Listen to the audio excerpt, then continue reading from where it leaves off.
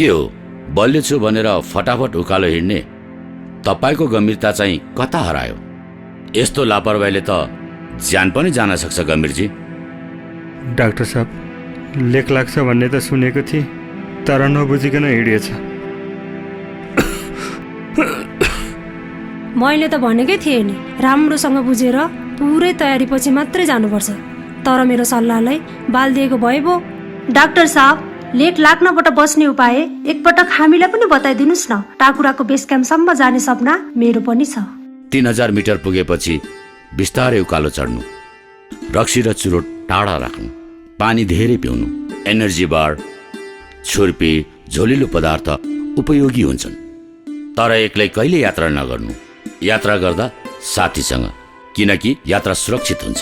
साथै पहाडी भेगको यात्रा गर्दा लेक लाग्दाखेरि तुरन्त पुनर्जलीय झोल लिने, अक्सिमिटरले अक्सिजन लेभल नाप्ने र यथाशीघ्र चिकित्सकसँग सम्पर्क गर्ने। हामीलाई हेल्थ म्यामले के सिकाउनु भएको? पानी, आराम र सजगता नछाड्ने, क्याफेन र जङ्क फुड त्यस्ता चिज त म घरमा मम्मी बाबाले पनि खान दिन्न।